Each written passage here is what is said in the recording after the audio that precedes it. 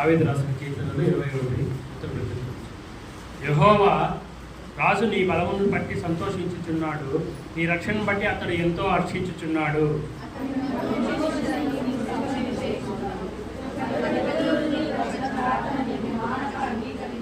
శ్రేష్కరమైన ఆశీర్వాదములతో నీవు అతన్ని ఎదుర్కొనుచున్నావు, అతని తల మీద అపరంజి కిరీటము నీవు ఉంచి ఉన్నావు.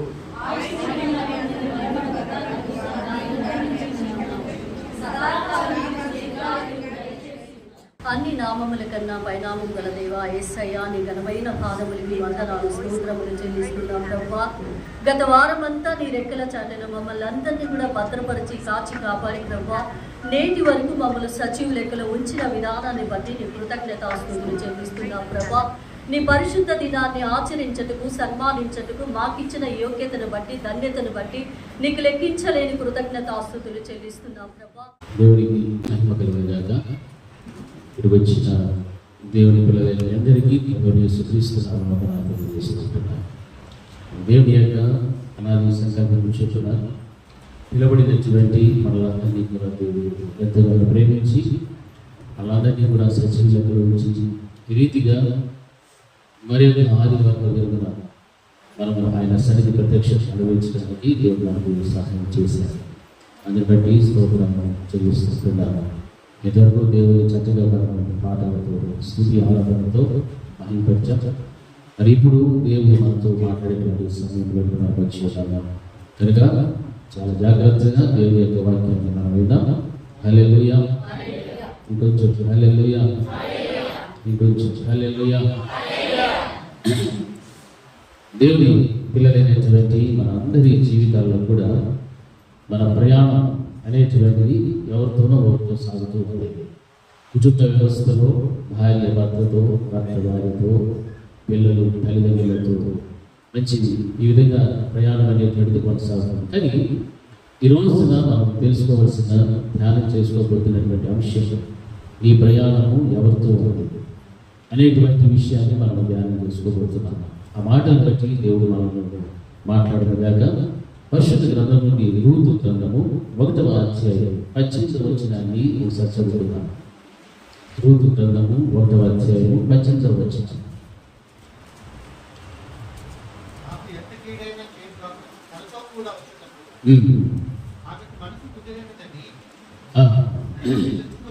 తనతో కూడా వచ్చుటకు ఆమెకు మనస్సు కుదిరినదని నయోమి తెలుసుకున్నప్పుడు అందును గురించి ఆమెతో మాట్లాడుట మానవుడు కనుక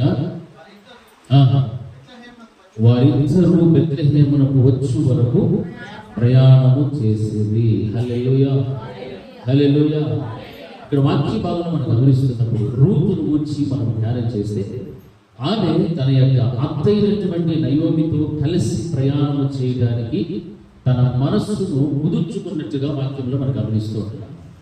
తన అత్తైనటువంటి నయోమి ఏ విధంగా రూతు చూస్తూ ఉందంటే తనకు దేవుని పరిచయం చేసి దేవుడిలో నడిపించినటువంటి ఒక ఆత్మీయ తల్లిగా భావిస్తూ ఉంది. తనకున్నటువంటి ఇద్దరు కోడళ్ళు తాను వారు కలిగినటువంటి భర్తలను పోగొట్టుకొని ఆ దేశంలో తిరిగి వారు వస్తున్నటువంటి సమయం మనం గమనిస్తే రూతు తనతో పాటు ఉన్నటువంటి ఓర్పా కానీ నయోమి యొక్క జీవితంలో మనం గమనిస్తూ ఉన్నప్పుడు వారు కేవలం రిక్తులుగా తిరిగి వస్తున్నారు. వారికి ఏ విధమైనటువంటి ఆధారం లేదు, వారి చేతుల్లో ధనం లేదు, బంగారం లేదు, ఏమీ కూడా లేదు. చాలా దయనీయమైన స్థితిలో వస్తున్నారు.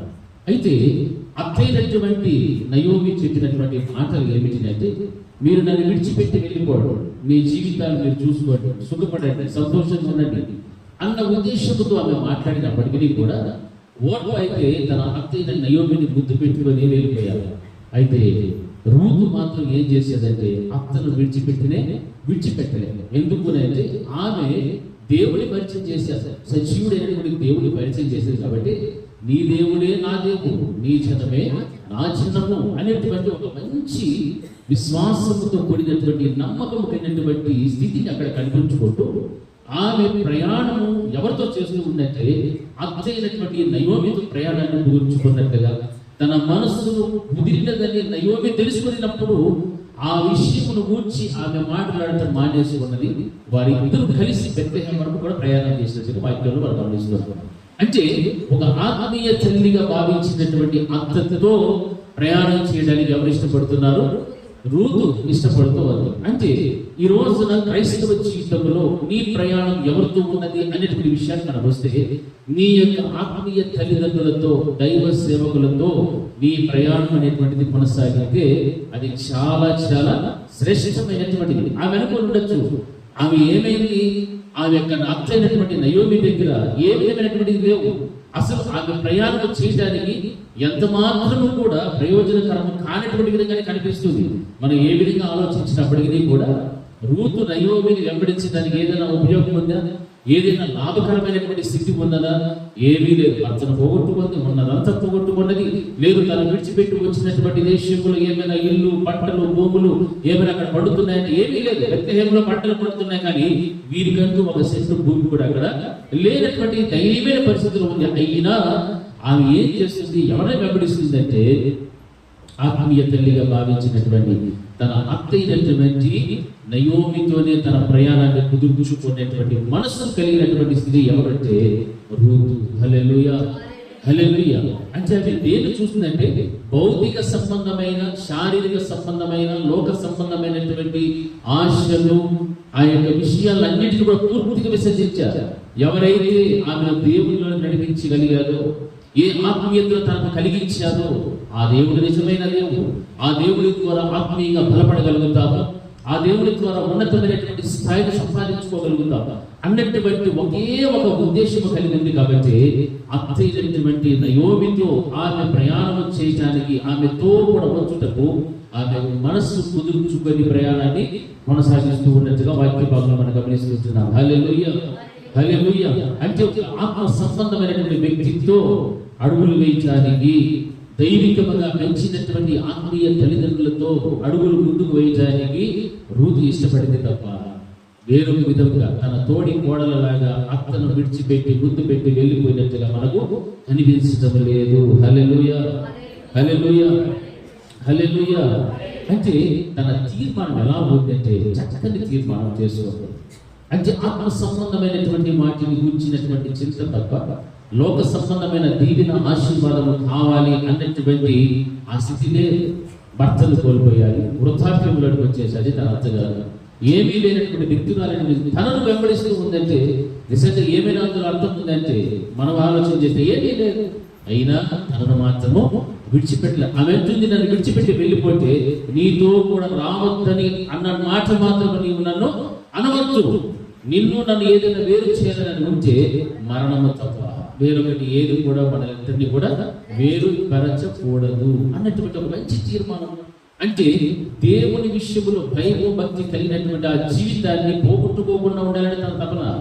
తాను అత్తను విడిచిపెట్టి వెళ్ళిపోతే ఆత్మీయతను పోగొట్టుకుంటారు, ఆత్మీయ జీవితాల్లో ఎదుగుదలనేటువంటిది కోల్పోతారు, ఎంతో నష్టపోతారు. కానీ దానికంటే ముఖ్యమైనది, శ్రేష్టమైనది ఏమిటంటే లోక సంబంధమైన వాటి కంటే, భౌతిక సంబంధమైన దీవెన ఆశీర్వాదముల కంటే, కోరికల కంటే, హృదయ వాంఛల కంటే, యవన ప్రాయంలో ఉన్నటువంటి తన యొక్క సుఖాన్ని కూడా కోరుకోకుండా విడిచిపెట్టిందంటే తను ఏమి కోరుకుంటుందంటే ఆత్మీయ స్థితిని మాత్రమే కోరుకుంటూ ఉంది. హల్లెలూయా.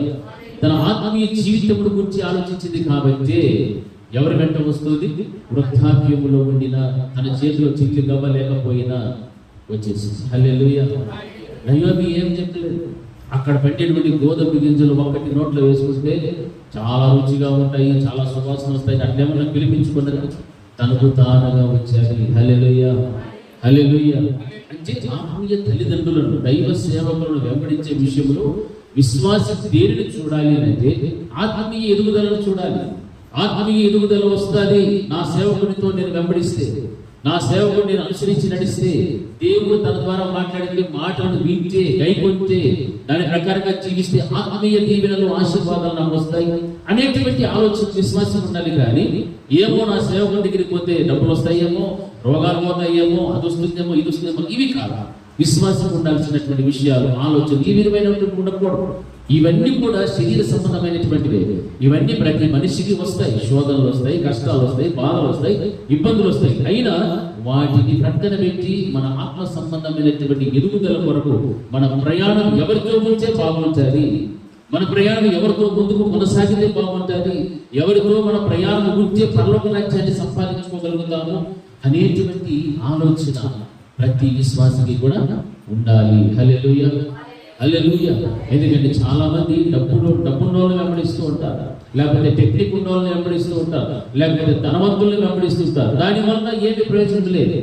బంగారం ఉన్న వాళ్ళనైనా, ధనం ఉన్న వాళ్ళనైనా, జనబలం ఉన్న వాళ్ళనైనా వెంబడిస్తే దానివల్ల ఏం ప్రయోజనం లేదు. కానీ నువ్వు ఎవరిని వెంబడిస్తున్నావు, నీ ప్రయాణం ఎవరితో కొనసాగుతుందని నిన్ను ప్రశ్న చేసుకుంటే నీ దైవ సేవకుడిని నీవు వెంబడిస్తున్నావా లేదా అని ఒక ప్రశ్న చేసుకోవాలి. అప్పుడు నీకు క్షుణ్ణంగా అర్థమైపోతుంది. నీ దైవ సేవకుడు నీవు వెంబడిస్తూ ఉన్నావు అంటే నీవు ఆత్మలో ఎదగటానికి, ఆత్మలో దీవించబడటానికి, ఆత్మలో ఆశీర్వదించబడటానికి అడుగులు ముందుకు వేస్తున్నావు. ఈ ఆత్మ సంబంధమైన దీవిన ఆశీర్వాదం నిన్ను ఒక రోజున ఎక్కడ తీసుకోబోతుంది? పరలోక రాజ్యాన్ని తీసుకోబోతుంది. అంతే తప్ప శారీరక సంబంధమైనటువంటి ఆ యొక్క దీవెనలు నువ్వు కోరుకుంటే ఇక్కడే ఉండిపోవాల్సి వస్తుంది. ఓర్పో వెళ్ళిపోయారు. అయితే రూతు మాత్రము నయోమిని విడిచిపెట్టలేదు. నన్ను విడిచిపెట్టు అని మాత్రం నీ నోట రానియన్నాను. అసలు నువ్వు మాట్లాడదు. నిన్ను నన్ను ఏమైనా వేరుపరచాలంటే మరణం తప్ప మరొకటి ఏది కూడా ఉండదు. హల్లెలూయా, హల్లెలూయా. ఇంకొంచెం హల్లెలూయా. ఆ ప్రియమైనటువంటి దేవుని బిడ్డలారా, విశ్వాస జీవితంలో మనం వింటున్నటువంటి ప్రసంగాలు, వింటున్నటువంటి దేవుని యొక్క వాక్యము ఎక్కడికి వెళ్ళిపోతున్నాయో, పని చేస్తున్నాయా, పని చేయటం లేదా? పని చేయాలి. పని చేయటం లేదు అంటే నీ ప్రయాణము దేవుని యొక్క సేవకుడితో లేదు. నీ ప్రయాణం మరొకరితో ఉంది, నీ ఆలోచన మరొకరితో ఉన్నాయి, నీ యొక్క ప్రవర్తన మరొక విధంగా కనిపిస్తుంది. నీ యొక్క ప్రయాణం ఎప్పుడైతే దైవ సేవకునితో ఉంటుందో అప్పుడే నీవు ఆత్మీయతలో బలపడటానికి, ఎదగటానికి దేవుడు మనకు చక్కని మార్గాన్ని చూపెడతాడు. హల్లెలూయా, హల్లెలూయా. మరి ఈ రోజున మన ప్రశ్నకు జవాబు ఏమై ఉండొచ్చు? దైవ సేవకునితో నీ ప్రయాణం ఉందా? లేకపోతే నీ అంతటి నీవే ఏదో ప్రయాణం చేసుకుంటూ, తప్పుటడుగులు వేసుకుంటూ, గోతులు, చీకటిలో, గాఢాంధకారంలో ఎక్కడెక్కడో పడిపోయి లేచి గాయాలు రేపుకొని ప్రాణాలతో ఉన్నటువంటి ఆత్మీయ స్థితిని ఏమైనా కలిగి ఉన్నావేమో ఒకసారి ఆలోచన. దేవుడి వాక్యం శక్తిస్తారు. మనుషులను ఆశ్రయించుట కంటే యెహోవాను ఆశ్రయించుట మేలు. యెహోవా ఆశ్రయిస్తే ఆయన బోధించేటువంటి బోధలు వింటే నీ ఆత్మీయ ఎదుగుదలకు ఇంకా మేలు. హల్లెలూయా, హల్లెలూయా, హల్లెలూయా. మనం ఏమనుకుంటాం? కొంచెం డబ్బు ఉన్న వాళ్ళని వెంబడిస్తే చాలా బెటర్, కొంచెం ధనం ఉన్న వాళ్ళని, కొంచెం పలుకుబడి ఉన్న వాళ్ళని వెంబడిస్తే మనకు చాలా బెటర్గా ఉంటాయి, ఫ్యూచర్ బాగుంటుంది, బ్యాక్గ్రౌండ్ బాగుంటుంది. సేవకుడు ఏం చేస్తాము? ప్రక్కన పెడతాం. హల్లెలూయా. సేవకుడు అంటే ఎవరు? దేవునికి విశ్వాసులకు మధ్య ఉన్నటువంటి ప్రతినిధి. హల్లెలూయా, హల్లెలూయా. ప్రతినిధిని ప్రక్కన పెట్టి మనుషులను వెంబడిస్తే దేవుడిని ప్రక్కన పెట్టినట్లు, దేవుని మాటలను ఉల్లంఘించినట్లు, దేవుని యొక్క మాటలను నిర్లక్ష్యం చేస్తూ ఉన్నట్లు దాని అర్థం. నా ప్రియమైనటువంటి దేవుని బిడ్డ, రోజున ఆమె అనుకుని ఉండించే వృద్ధాప్యంలో ఉన్నటువంటి ఈమెలను నేను గమనించాను. కష్టాలు అనుభవించడానికి వెళుతూ ఉంది, భర్తను పోగొట్టుకుంది, మా భర్తలు పోయారు అని ఒక చిన్న మనసు పెట్టుకుని ఆలోచన చేసి ఉంటే, తన చేతిలో ఏమీ కూడా ఆధారం లేదే అని ఆలోచన చేసి ఉంటే, తాను వెంబడించే పని ఉండేటువంటిది కాదే. వెంబడించి ఉండండి. రూతు కూడా వెళ్ళిపోయేది, తన లోకరీతిగా బ్రతికేదో లేకపోతే ఏం కలిగి లేదో కూడా మనకు తెలియదు. అయితే రూతు అలా చేయలేదు.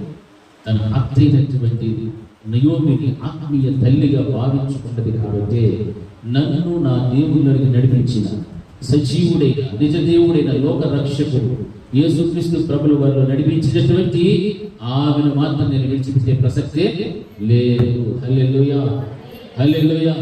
ఈ రోజున సేవకుని విడిచిపెట్టి వెళ్ళిపోయే వాళ్ళు చాలా మంది ఉంటారు, సేవకుల మీద అలిగే వాళ్ళు చాలా మంది ఉంటారు, సేవకుల మీద నిందలు వేసే వాళ్ళు చాలా మంది ఉంటారు, సేవకుల మీద అవమానకరంగా మాట్లాడే వాళ్ళు కొంతమంది ఉంటారు, సేవకులు చాలా చీపుగా ప్రవర్తించే వాళ్ళు, చీపుగా చూసే వాళ్ళు చాలా మంది ఉంటారు. మరి ఇటువంటిప్పుడు నీ ప్రయాణం ఎవరితోనూ ఉంటాయి. అందుకే సేవకుడు అంటే నీకు చాలా నిర్లక్ష్య స్వభావం అనేటువంటి కనిపిస్తూ ఉంటారు. అయితే నయోమి అలా చేసిందా? ఆ రూత్ అలా చేసిందా? చేయలేదు. ఆమె ఎంత స్థితిలో ఉన్న శ్రమను అనుభవించడానికి వెళ్తూ ఉంది, ఆకలి దప్పులతో వెళ్తుంది, కష్టాలలో వెళ్తూ ఉంది. అయినా తన దగ్గర ఉన్నటువంటిది ఏమిటంటే తనను ఆత్మీయంగా నడిపించినటువంటి తల్లిగా భావించబడింది కాబట్టి ఆమెనే వెంబడిస్తూ వెళ్తున్నది. హల్లెలూయా. ఆ విధమైనటువంటి వైరాగ్యము, ఆ విధమైనటువంటి తీర్మానము ప్రతి విశ్వాసి జీవితంలో కూడా ఉండాలి. అప్పుడే నీ ఆత్మీయ జీవిత ఎదుగుదల ఎలా ఉంటుందంటే ఔన్నత్యమైనటువంటి స్థితిలో దేవుడు నిన్ను పెట్టగలుగుతాడు. ఔన్నత్యమైన స్థితి దేవుడికి ఇస్తాడు. నువ్వు ఎప్పుడైతే నీ సేవకునితో ప్రయాణం చేస్తావో అప్పుడే ఇవన్నీ కూడా జరుగుతాయి. సేవకుని గురించినటువంటి ఆలోచన చిన్నగా మనం ఉంటే నీ ఆత్మీయ ఎదుగుదల అనేటువంటి చాలా దిగసారిపోతూ ఉందని జ్ఞాపకం పెట్టుకుంటాం. ఎందుకంటే సేవకుడు అంటే దేవుని యొక్క ప్రతినిధి. హల్లెలూయా, హల్లెలూయా, హల్లెలూయా, హల్లెలూయా. సంపద ఉందని నయోమిని వెంబడించలేదు, అన్నీ బాగున్నాయని వెంబడించలేదు, సౌకర్యాలు ఉన్నాయిలే అని వెంబడించలేదు, సుఖ సంతోషాలు ఉన్నాయిలే, చాలా సాఫీగా సంతోషంగా ఉండొచ్చులే అతనితో పాటు అని అనుకుని వెంబడించిందా? లేదు. ఏమీ లేకపోయినప్పటికీ కూడా వెంబడించిందంటే తాను కలిగిన సంపాదించుకున్నటువంటి భక్తిని ఆత్మీయతను పోగొట్టుకోకుండా ఉండటానికి తనకంటూ ఒక ఆత్మీయ తల్లిగా ఉంది కాబట్టి ఆమెనే ఏం చేస్తూ ఉంది? వెంబడిస్తూ ఉంది. హల్లెలూయా, హల్లెలూయా. మరి నీ ప్రయాణం ఎటువైపు ఉంది? ఎవరితో ఉంది నీ ప్రయాణము? ఆలోచించే. నీ దైవ సేవకుడితో నీ ప్రయాణం కొనసాగుతూ ఉంటే నీవు ధన్యుడు, ధన్యురాలు. లేదు నీ ప్రయాణం మరొకరితో, నీ సొంతం, నీ ఆలోచన, నీ యొక్క ఇష్టం అని అనుకుంటే నీ సేవకుడితో నీ ప్రయాణం లేదు. అప్పుడు నీ ఆత్మీయ జీవితాన్ని ఒకసారి వెనుకకు తిరిగి చూసుకో. ఒకప్పుడు ఎలాంటి ప్రార్థనా జీవితము, ఎంతటి వైరాగ్యము, ఎంతటి మంచి ఆత్మ సంబంధమైన అనుభవాలు, ప్రార్థనలు గడిపేటువంటి వ్యక్తిత్వము, దైవ సేవకుడితో నీకున్నటువంటి అనుబంధము ఏ విధంగా ఉండేటువంటిదో. మరి ఈ రోజు నా స్థితి లేదు అంటే వర్పలాగా ముద్దు పెట్టుకొని వెళ్ళిపోయేటువంటి పరిస్థితులు ఏమైనా ఉన్నాయి. లేకపోతే నయోమిని వెంబడించిన రూతులాగా కనిపించాలి సంఘంలో. హల్లెలూయా, హల్లెలూయా. కొన్ని పర్యాలు మనం ప్రార్థన చేస్తాం, ప్రభువా నువ్వు మాట్లాడకపోతే నేను బతకలేను, నువ్వు నాతో మాట్లాడు, నాతో ఉండు, నా పక్కలో ఉండు, నా ఈ పక్క ఉండు, ఆ పక్క ఉండు అనేసి దేవుడు అన్నాడు. కానీ అదే సమయంలో ప్రభువా నువ్వు మాట్లాడినప్పుడు నీ మాటలను గైకొనడానికి, నీ మాటలను బట్టి లోబడి జీవించడానికి, నీ మాటలను అంగీకరించడానికి నాకు బుద్ధి దయచేసి. ఒకటి ఎవరైనా ప్రార్థన చేసినా ప్రభువా నువ్వు మాట్లాడిన మాటలను వినటానికి బుద్ధి దయచేయి, లోబడటానికి సహాయం చేయి, నీ మాటల ప్రకారం జీవించడానికి, బ్రతకడానికి నాకు కృప చూపెట్టాను. ఎవరైనా ప్రార్థన చేసినా లేదు. అవి చేస్తే అప్పుడు నీ ప్రయాణం ఎవరితో ఉంటుంది? సేవకుడితో ఉంటుంది. హల్లెలూయా. ఆ ప్రార్థన లేదు అంటే మనకి ఏమి లేదు అర్థం తెలుసా? లోబడి గుణం లేదు, తగ్గింపు స్వభావం లేదు, అనుసరించేటువంటి స్థితి ఇంకా లేదు. అందుకే సేవకుడిని అనుసరించలేక సేవకుడితో ప్రయాణం మనము చేయలేకపోవచ్చు అన్నాము. హల్లెలూయా. సేవకుడితో ప్రయాణం అంటే నాతో పాటు కార్యక్రమం ఒక మీటింగ్ పోయి వచ్చేది. హల్లెలూయా. పోయి చెప్తా పాస్టర్తో పాటు మీటింగ్ పెట్టి పోయింది. సాయంత్రం అయిపోయింది. ఏం సార్ పిల్లలు పోయింది, సాయంత్రం వస్తుంది. అది కాదు ప్రయాణం నచ్చింది. సేవకుడు ఏ ఉద్దేశం కలిగి, ఏ సమర్పణ అభిషేకం కలిగి ఉన్నాడో, ఏ వైరాగ్యము కలిగి ఉన్నాడో అదే వైరాగ్యముతో, అదే పౌరుషముతో, అదే పోరాటంలో దేవుడి యుద్ధములు చేసేటువంటి ఒక విశ్వాసిగా నిలబడిపోవాలి. అది దేవుడి యొక్క సేవకులతో కలిసి ప్రయాణం చేసేటువంటి సేవకుడిని అనుసరించి సేవకులతో కలిసి ప్రయాణం చేయాలంటే చిన్న విషయం కాదు. హల్లెలూయా, హల్లెలూయా. సేవకుడితో ప్రయాణం అంటే అనిశ్చితి. తిండి ఉంటే ఉంటుంది, లేకపోతే లేదు. ఎప్పుడు పోతాడో తెలియదు, ఎప్పుడు వస్తాడో తెలియదు, ముళ్ళబాట మీద ఉంటుంది. అలాగే సేవకుడితో నీ ప్రయాణం అంటే అట్లనే ఉంటుంది. ఈ ప్రయాణం కూడా సంతోషాలు ఉండవు, సుఖాలు ఉండవు, నిద్రలు ఉండవు, ఆకలి దుఃఖాలు ఉండవు, ఏముండవు. అన్నీ ఎట్లంటే అట్లా ఉంటాయి. ఆ విధమైనటువంటి పోరాడేటువంటి స్థితి, ఒక తీర్మానం, ఆ వ్యక్తిత్వం నీకు ఉంటే అప్పుడు నీవు నీ యొక్క దైవజనుడితో కలిసి ఏం చేస్తున్నట్లు ప్రయాణం చేస్తూ ఉన్నట్టు. హల్లెలూయా, హల్లెలూయా, హల్లెలూయా, హల్లెలూయా. అందుకే దేవుని యొక్క సేవకుడిని ప్రయాణం చేస్తే సరదాలు, సంతోషాలు, సుఖాలు ఉన్నాయనుకోతాయి, కష్టాలు ఉంటాయి, శ్రమలు ఉంటాయి, ఆకలిదప్పులు ఉంటాయి, పోరాటాలు ఉంటాయి, శోధనలు ఉంటాయి, సవాళ్ళు ఉంటాయి, ఏమేమో ఉంటాయి, చాలా ఉంటాయి. ఆశామాషి కాదు సేవ చేయడం. కానీ ఈరోజు చాలామంది ఏం చేస్తారు, సేవకులు కూడా డామినేట్ చేసి సేవకుల్లాగా బ్యాగ్ దగ్గర వెళ్ళిపోతూ ఉంటారు. సేవకుడు దేవుడు ఎందుకంటే ఆయన ద్వారా దేవుడు పని చేసుకుంటాడు. హల్లెలూయా. దేవుడు పని ఎవరికి ఇవ్వాలో వారికి ఇస్తాం, ఎవరు ఏ పని చేయాలో అనే చేయాలి. ఈ రోజున నీ ప్రయాణం సేవకునితో పాటు ఉండాలి, కానీ సేవకునితో నీ ప్రయాణం లేకపోతే నీ ఆత్మీయ జీవితానికి నీ అంతటా నీవే ఏం చేసుకుంటున్నారో డ్యామేజ్ చేసుకుంటూ ఉన్నావు. అర్థమైన వాళ్ళు ఒకసారి హల్లెలూయా. నీ ప్రయాణం ఎవరితో ఉండాలా? ఎవరితో? సేవకుడితో. ఆ రోజు నయోమితో పాటు రూతు ఎన్ని శ్రమలు వచ్చినా పర్వాలేదు, కష్టములు వచ్చినా పర్వాలేదు, ఏమొచ్చినా, నిందలు వచ్చినా, అవమానాలు వచ్చినా, సవాళ్ళు ఎదురైనా, ఏమైనా కూడా కానీ అతను మాత్రము విడిచిపెట్టిన కారణం ఏం తెలుసా? తను కలిగి ఉన్నటువంటి సంపాదించుకున్న భక్తిని, ఆత్మీయతను పోగొట్టుకోకుండా ఉండాలి. హల్లెలూయా. అదొక్కటే కారణం, ఇంకేమీ కూడా లేదు. సంతోషాలు ఉన్నాయి, సుఖాలు ఉన్నాయి, సౌకర్యాలు ఉన్నాయి, ఆనందం ఉంది కాదు. భక్తిని కాపాడుకోవడం కోసం, ఆత్మీయతను కాపాడుకోవడం కోసం మాత్రమే తన అత్తయ్య నయోమి ఆత్మీయ తల్లిగా ఏం చేస్తూ వచ్చారు? వెంబడిస్తూ వచ్చారు. హల్లెలూయా. హల్లెలూయా. రెండవది మనం గమనిస్తే అదే విధంగా నిర్గమకాండ 4వ అధ్యాయం 12 నుంచి 16 వచ్చిన వరకు రెండు విషయాలు గమనిస్తే అక్కడ వెళ్ళుము, నేను నీ నోటికి తోడయ్యుండి నీవు ఏమి పలుకవలసినది నీకు బోధించదనని చెప్పాను. అందుకతడు, అయ్యో ప్రభువా, నీవు పంపదలచిన వాడిని పంపమనగా ఆయన మోషే మీద కోపపడి, నీ అన్నైన అహరోను లేడా? అతడు బాగుగా మాట్లాడగలడని నేను ఎరుగుదును. నిన్ను ఎదుర్కొని వచ్చుచున్నాడు. నిన్ను చూచి తన హృదయముకు సంతోషించును.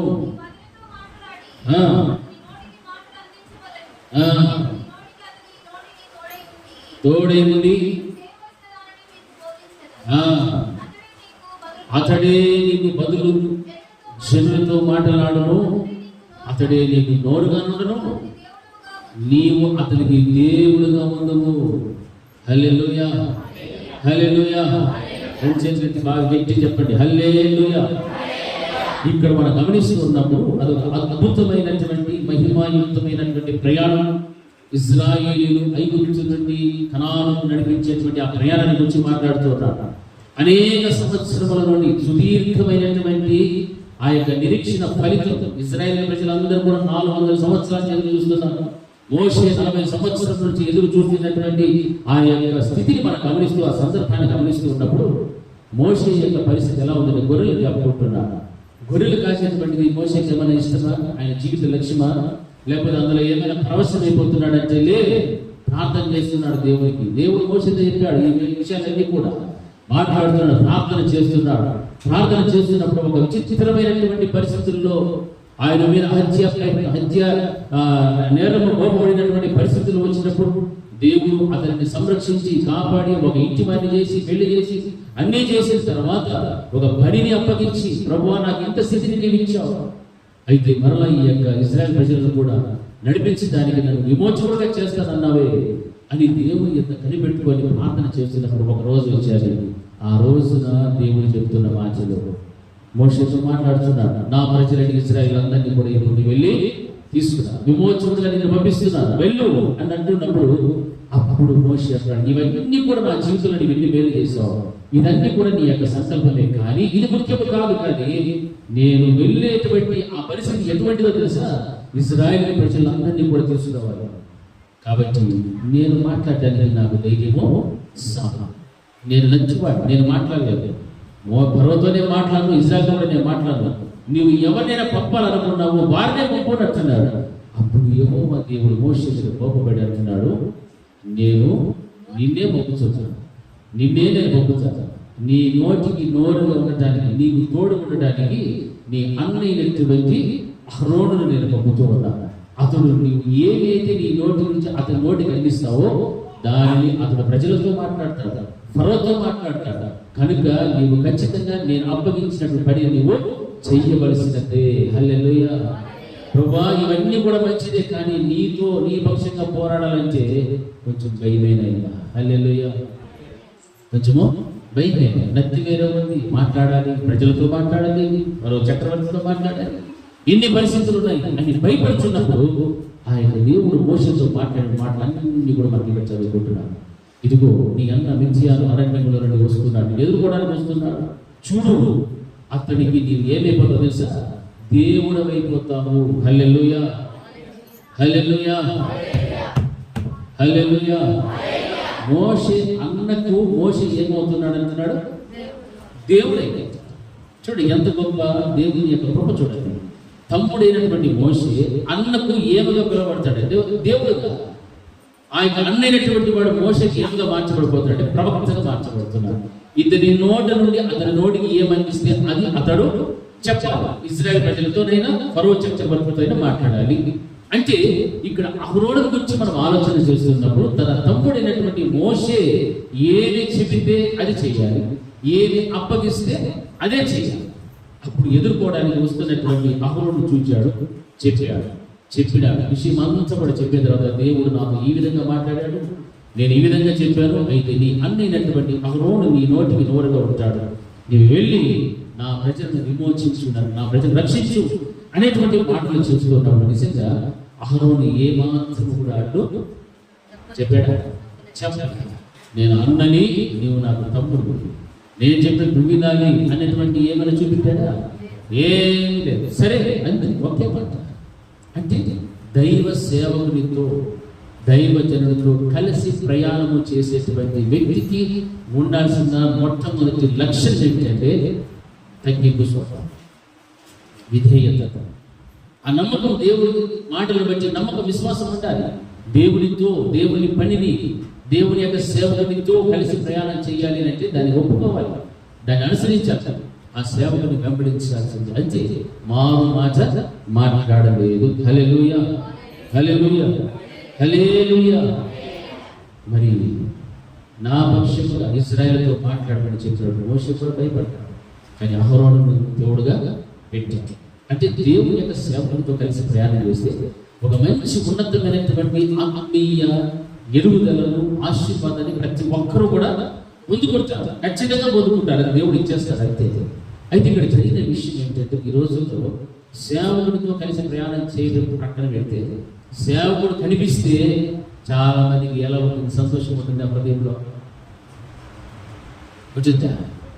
అక్కడ అహరోను ఎదుర్కొని వచ్చినప్పుడు మోషేతో దేవుడు ఏవైతే మాట్లాడాడో ఆ మాటలన్నీ చెప్పేశాడు. చెప్పిన వెంటనే మారు మాట్లాడుకున్నాడు, తన హృదయంలో సంతోషించాడు, ఆ మాటలు ఒప్పుకున్నాడు, కలిసి ప్రయాణం చేయడానికి ఇష్టపడ్డాడు. హల్లెలూయా, హల్లెలూయా, హల్లెలూయా, హల్లెలూయా. దైవజనుడితో కలిసి ప్రయాణం చేసేటువంటి వ్యక్తులు, విశ్వాసులు కొన్ని వాక్యాలు ఉన్నారు. ఏం తెలుసా? దేవుని యొక్క సేవకుని చూచిన వెంటనే నీ హృదయంలో ఏమి కలగాలంటే మొట్టమొదట సంతోషము కలగాలి. నన్ను గద్దించే వ్యక్తి వస్తున్నాడు, నన్ను సరిచేసేటువంటి వ్యక్తి వస్తున్నాడు, నన్ను రక్షణ మార్గంలో నడిపించేటువంటి సేవకుడు వస్తున్నాడు, ఈయన దేవుని యొక్క సాధనమై ఉన్నాడు, ఈయన నన్ను పరలోక రాజ్యానికి పంపించేటువంటి రక్షణ భాగ్యాన్ని అనుగ్రహించేటువంటి ఒక గొప్ప సేవకుడు నా ఎదురు వస్తున్నాడు అనేటువంటి ఆలోచన, ఆ ఆసక్తి, ఆశ అనేటువంటిది నీ హృదయంలో కలగాలి. హల్లెలూయా. అంతేకాని చిరాకుగా మొహం చాటేసుకొని ఈ విధంగా ఉండకూడదు. వస్తున్నటువంటిది ఎవరినంటే ప్రతినిధి, దేవుని యొక్క ప్రతినిధి, నన్ను సేవలో రేపగలిగేటువంటి ఒక మనుషుడు వస్తున్నాడు, నన్ను రక్షణలో నడిపించేటువంటి వ్యక్తి వస్తున్నాడు, పాపముల నుండి, శాపముల నుండి, బలహీనతల నుండి, బంధకముల నుండి విడిపించడానికి ఒక బలమైన దేవుని యొక్క సాధనమైనటువంటి దేవుని యొక్క ప్రతినిధి వస్తున్నాడు అనేటువంటి ఆనందము హృదయములో కలగాలి. హల్లెలూయా. అంతేకాని అయ్యో వచ్చేసాడమ్మా అనేటువంటి చిరాకుగా విసుక్కునేటువంటి స్థితి మాత్రం విశ్వాసంలో ఉండకూడదు. అలా ఉంటే అలాగే ఉంటుంది. ఏసులో టీవీగా పోదని మాట పడుతున్న అడుగు సేవకుని చూస్తే ఈ విధమైనటువంటి సంతోషం కలగాలి. నన్ను సరి చేయడానికి వచ్చాడు, నన్ను గద్దించడానికి వచ్చాడు, నాకు బుద్ధి చెప్పడానికి వచ్చాడు, నా కుటుంబాన్ని దేవుని మార్గంలో నడిపించేటువంటి ఒక నాయకుడు వస్తూ ఉన్నాడు అనేటువంటి ఆ ఆకృత విశ్వాసంలో కనబడాలి. కానీ ఈ రోజు నన్ను విశ్వాసంలో అది కనబడటం లేదు. ఎందుకు వచ్చాడు? అప్పుడే వచ్చేసారు. రెండు పర్సెంట్ అప్పుడే వచ్చేసారు. రండి కూర్చోరు, ఇంకేంటి అని చెప్పేసి 2 మొక్కలు చేసి బయటికి వెళ్ళేస్తారు. అంతే. వచ్చిన సేవకుని ఎలా వినియోగించుకోవాలో కూడా విశ్వాసాలకు తెలియదు. నీ ఇంటికి దైవ సేవకులు వస్తే నేను సరి చేయడానికి, నీలో ఉన్న వ్యక్తిత్వాన్ని సరి చేయడానికి, నీ ఆత్మీయత ఎలా ఉందో అన్నింటినీ కూడా బాగు చేయడానికి నీ సేవకు వస్తున్నప్పుడు వాటన్నింటిని బట్టి కూడా నీ సేవకుతో మాట్లాడుతున్నాను. నన్ను సరి చేయి, దేవుని మాటల ద్వారా నన్ను రక్షణ నడిపించు. రక్షణ లేని నా భర్త, నా భార్య, నా పిల్లల గురించి నేను చెప్పు. వాడిని రక్షణ నడిపించడానికి దేవుడు నీ దైవ సేవకులతో మాట్లాడతాడు, నీ బిడ్డలతో మాట్లాడతాడు. అది నీవు దేవుని యొక్క సేవకులతో కలిసి ప్రయాణం చేస్తే ఈ బాధ్యతలన్నీ కూడా నీలో ఉంటాయి. అంతేగాని సేవకుని చూసి పారిపోవద్దండి. దేవుని సేవకుని చూస్తే భయమైనా, అయ్యో నా సేవకుడు వస్తున్నాడు, నా సేవకుడు నేను చూస్తాడేమో, నా దేవుడు నన్ను చూస్తున్నాడు అనేది ఆలోచన రావాలి ప్రతి ఒక్కరికి.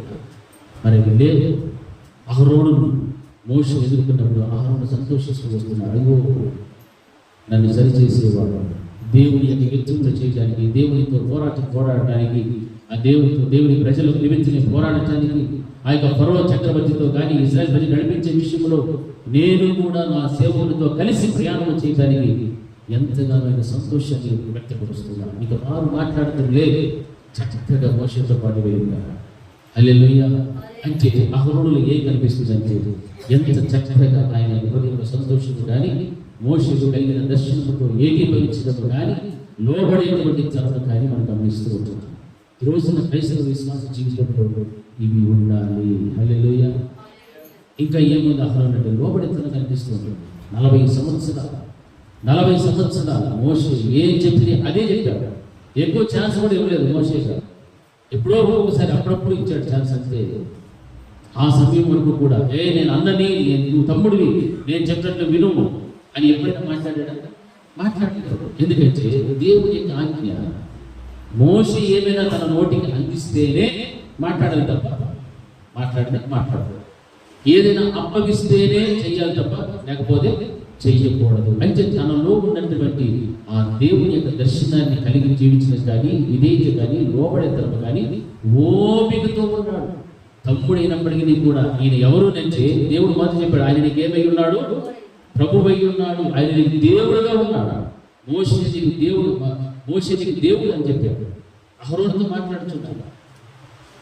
అంత గొప్ప ఉన్నతమైనటువంటి స్థితిని మోషేకు దేవుడు ఇవ్వగలిగాడు. అయితే తాను పడినటువంటి ఈ శ్రమ అంతటిని బట్టి కూడా ఒకవేళ ఎంతగా అతనికి అవకాశం వచ్చినా రాకపోయినా ఓపికతో ఎవరిని వెంబడిస్తూ వస్తున్నాడు? మోషేను వెంబడిస్తూనే వస్తూ ఉన్నాడు. హల్లెలూయా. మోషేను వెంబడిస్తూ వచ్చాడు. ఎప్పుడు కానీ తిరస్కరించలేదు. ఒక్కసారి తన వివాహ విషయంలో, తన కుటుంబ సమస్యలో ఏదో మాట్లాడిన కారణాన్ని బట్టి దేవుడు ఏం చేశాడు? కోపపడ్డాడు. కోపగించుకున్నాడు. తన సహోదరి అయినటువంటి మిరియాము ఏమి ఇచ్చాడు? తెల్లని దుష్టు, మంచు లాంటి దుష్టుని ఇచ్చేశాడు. అందుకే దైవ సేవకులతో మాట్లాడేటప్పుడు ఒక్కసారి ముందు వెనక ఆలోచన చేసి ఆచితూచి నోరు తెరవాలి. హల్లెలూయా. మనకి ఇష్టం వచ్చినట్టు మాట్లాడటానికి దేవుడు ఒప్పుకోడు. చిన్నవాడని అహరోను మోషేని తూలనాడా? లేదు. ఆ కుష్టు వచ్చేసాడు. కుష్టు వచ్చిన తర్వాత ఆయన వివాహ విషయంలో ఏదో మాట్లాడినని దేవుడు కోపపడిన తర్వాత ఆయన ఏం మాట్లాడుతున్నాడంటే, మా ప్రభువా మేము అవివేకులముగా ప్రవర్తించింది. నీ సహోదరి తల్లి గర్భములో నుండి బయటకు వచ్చే సగము శరీరము క్షీణించిపోయినటువంటి స్థితిలో, మాంసము క్షీణించిపోయిన స్థితిలో ఉన్నది. ఇది న్యాయమా? దయచేసి మమ్మల్ని కనికరించుము అని మోషేకు ప్రార్థన చేస్తాడు. దేవుడికి చేయగల మోషే, నీ సహోదరి అయినటువంటి ఈమెకు ఇటువంటి స్థితి కలుగుట తగునా అని మోషేకు మొరపెట్టుకుంటున్నాడు. చూడు ఎంత గొప్ప ఉన్నతమైన స్థాయిని మోషేకి ఇచ్చాడు దేవుడు. ఎందుకంటే వాక్య భాగంలో మనం గమనిస్తూ ఉంటున్నాం. ఆ యొక్క నిజంగా అహరోను మిరియాములు వారు చేసినటువంటి చిన్న మాటను బట్టి నా సేవకుడైన మోషేకు వచ్చి మాట్లాడినప్పుడు మీకు భయమో ఎందుకు పుట్టలేదు? అంటే సేవకుడితో కలిసి ప్రయాణం చేస్తూ ఉన్నప్పుడు ఏ విధము చేతనైనను కూడా అతని మీద ఏ విధమైన మాట కూడా పలుకకూడదు, అతని గురించి మాట్లాడకూడదని దేవుని యొక్క వాక్యం. అందుకే మాట్లాడారు, దేవుని యొక్క కోపం రగులు పడింది, మంచు లాంటి కుష్టు ఆయన పెట్టేసింది. హల్లెలూయా. అప్పుడు మొరపెడుతున్నాడు, అయ్యో ప్రభువా, తల్లి గర్భంలో నుండి వచ్చిన సగం మాంసం క్షీణించిపోయినట్టుగా నీ సహోదరి అవటం న్యాయమా, కనికరించయ్యా అని ప్రార్థన చేస్తున్నాడు. అందుకే దైవజనులతో మాట్లాడేటప్పుడు చాలా మన మాట ఏ మాత్రం కూడా మాట జాగ్రత్త తీసుకుంటాం అంతే. హల్లెలూయా, హల్లెలూయా. అయితే అహరోను పశ్చాత్తాపడ్డాడు. మోషే ప్రార్థన, అయ్యో ప్రభువా, మా ప్రభువా అన్నాడు. దానికి ముందు మాత్రము వివాహం విషయంలో ఏదో గద్దించి ఉంటాడు, ఏదో మాట్లాడాడు. ఆ చిన్న మాటలను బట్టి దేవుడు అంతగా కోప్పడితే, మీకు భయం పుట్టలేదా నా సేవకులతో మీరు ఈ విధమైన మాటలు పడడానికి అంటున్నాడు అంటే మళ్ళా పశ్చాత్తాపడ్డాడు. పశ్చాత్తాపడిన దానికి ప్రతిఫలం ఏమి ఇచ్చాడు అని మనం ఆలోచన చేస్తే, ప్రత్యక్షపు గుడారం కట్టబడిన తర్వాత అతి పరిశుద్ధమైన స్థలంలోనికి వెళ్ళి ముఖాముఖిగా మందస్సనం మీద ఉన్నటువంటి ఆ మహిమను చూడగలిగేటువంటి ఘనత అహరోనుకు దేవుడు ఇచ్చేశాడు. హల్లెలూయా, హల్లెలూయా. ప్రత్యక్షపు గుడారం కట్టబడిన తర్వాత ఆ మందస్సనం మీద ఉన్నటువంటి దేవుని యొక్క మహిమను చూడగలిగేటువంటి ఆ ఘనత ఒక్కడే ఒకడు అహరోను చూడగలిగాడు. పశ్చాత్తాపం, దానికి కారణము పశ్చాత్తాపం. ఆ విధమైనటువంటి స్థితి ప్రతి విశ్వాసం కూడా ఉండాలి. పశ్చాత్తాపడాలి. ఒకవేళ పొరపాటున మాట్లాడినా సేవకుల విషయంలో ఏ పొందుకోవాలి, మళ్ళా పశ్చాత్తాపం ఖచ్చితంగా పొందాలి. దేవుని దగ్గర క్షమాపణ అడిగి సేవకుల దగ్గర పశ్చాత్తాపడుకోవాలి. మాటలు మాట్లాడేసి పశ్చాత్తాపడకుండా మనమే రైట్ అనుకుంటా పోతే ప్రతిఫలమును పోగొట్టుకుంటాం. అహరోను ఓపికతోనే ఉన్నాడు. తన సహోదరి దృష్టి వచ్చినప్పుడు కూడా మొరపెట్టాడు, అయ్యో మా ప్రభువాన్ని వేడుకుంటున్నాడు మోషే. అప్పుడు అతను పడిన పశ్చాత్తాపానికి బదులుగా ప్రత్యక్షపు గుడారము కట్టబడిన తర్వాత దేవుని యొక్క మందస్సము మీద ఉన్నటువంటి మహిమను ముఖాముఖిగా చూసేటువంటి ఆ ఘనతను దేవుడు అహరోనుకు చేశాడు. హల్లెలూయా, హల్లెలూయా, హల్లెలూయా. ఆ విధంగా దేవుని మనం అనుసరించే దేవుని సేవను అనుసరించి ప్రయాణం చేయడం చాలా మంచిది. ఇవన్నీ కూడా ఆత్మ సంబంధమైన దీవెనల, భౌతిక సంబంధమైన దీవెనల, ఆత్మ సంబంధమైన దీవెన. మనం ఏం కోరుకుంటామో భౌతిక సంబంధమైన దీవెన కావాలంటాము. శరీర సంబంధమైనటువంటి వాంఛలు, కోరికలు తీర్చబడాలి, నా కుటుంబంలో ఇవి ఉండాలి, అవి ఉండాలి, ఇవి లేవు అవి లేవు అని మనం అడుగుతాం. కానీ దేవుని యొక్క సేవకుని అనుసరించి నీవు ప్రయాణం చేస్తే, నీ ప్రయాణం సేవకులతో ఉంటే ఆత్మ సంబంధమైన దీవెనలు చాలా ఉన్నతముగా ఉంటాయి. చూడండి, అహరోను పొందుకున్నటువంటి ఆ ఘనత నీకెవరైనా పొందుకున్నారా? కారణము తను కడిగినటువంటి పశ్చాత్తాపం. అతని సేవకుడైనటువంటి మోషేతో అనుసరించడం, ప్రయాణం చేయడం, లోబడ్డాడు, విధేయత చూపించాడు, ఓపికతో ఉన్నాడు. దానికి ప్రతిఫలం దేవుడు అంత గొప్ప ఉన్నతమైనటువంటి ఘనతను ఇవ్వగలిగాడు. ఆ తర్వాత మూడవదిగా మనం చూస్తే 2వ రాజుల గ్రంథము 2వ అధ్యాయం 9వ వచనంలో మాటలు చూడండి. 2వ రాజుల గ్రంథము 2వ అధ్యాయం 9వ వచనం. చూచి నేను నీ యొద్ద నుండి తీయబడక మునుపే నీ కొరకు నేను ఏమి చేయకూడదునో దానిని అడుగుమని చెప్పగా ఎలీషా, హల్లెలూయా, హల్లెలూయా. చదువుమా. అందుకతడు నీ యొద్ద నుండి తీయబడినప్పుడు నేను కనబడిన ఎడల ఆ ప్రకారం నీకు లభించును, కనబడిన ఎడల అది ఆగబోనని చెప్పాను. వారు ఇంకా వెళ్ళొచ్చు మాటలాడుచూ ఉండగా ఇదిగో అగ్ని రథమును అగ్ని గుర్రములను కనబడి వీరేసరిని వేరు చేసెను. అప్పుడు ఏలియా సుడిగాలి చేత ఆకాశమును ఆరోహణమయ్యను. ఎలీషాని చూచి, నా తండ్రి, నా తండ్రి, ఇశ్రాయేలు వారికి రథమును రోతులు నీవే కేకలు వేశాడు. అంతలో ఏలియా అతనికి మరలా కనబడకపోయాను. అప్పుడు ఎలీషా తన వస్త్రమును పట్టుకుని 2 తురగలుగా చేసెను. మరియు ఏలియా దుప్పటి క్రింద పడగా అతడు దాన్ని తీసుకుని యోర్దాను ఒడ్డునకు వచ్చి నిలిచి ఒంటి మీద నుండి క్రింద పడిన ఆ దుప్పటిని పట్టుకొని నీటి మీద కొట్టి ఏలియా యొక్క దేవుడైన యెహోవా ఎక్కడ ఉన్నాడని అతడు దుప్పటితో నీటిని పట్టగా అది ఇటు అటు విడిపోయి నందున ఎలీషా అవతలి ఒడ్డునకు నడిచిపోయెను. హల్లెలూయా, హల్లెలూయా, హల్లెలూయా. చూడండి, ఎలీషా ఆయన స్థితి ఎలా ఉందంటే తన యొక్క దైవజనుని వెంబడించేటువంటి స్థితి చాలా ఇంట్రెస్టింగ్గా ఉంటుంది. ఇప్పుడు ఎవరైనా ఆయన అడ్డుకోలేదు, తన తల్లిదండ్రులు అడ్డుకోలేదు, కుటుంబీకులు అడ్డుకోలేదు, స్నేహితులు బంధువులు అడ్డుకోలేదు. ఎక్కడికి? ఏలియా దగ్గర వెళ్ళటానికి. సాక్షాత్ ఎవరు అడ్డుకుంటున్నారు తెలుసా? ఏలియాని రావద్దు అంటున్నాడు ఎలీషా, రావద్దు, నువ్వు రావద్దు. ఎక్కడికి అంటే ఆయన అంటున్నాడు, నేను బేతేలుకు వెళ్తున్నాను, నువ్వు ఇక్కడే ఆగవచ్చు. లేదు, నేను కూడా బేతేలుకు వస్తాను.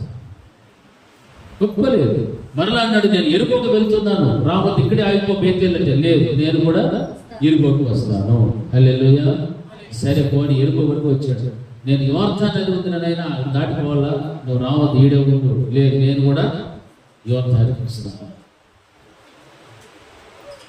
తను తానుగా సేవకుని ఏం చేస్తున్నాడు? వెంబడిస్తున్నాడు. కలిసి ప్రయాణం చేయడానికి ఇష్టపడుతున్నాడు. ఈ రోజున క్రైస్తవ జీవితం ఎలా ఉంది? మందిరానికి రావాలంటే కూడా ప్రోత్సహించారు.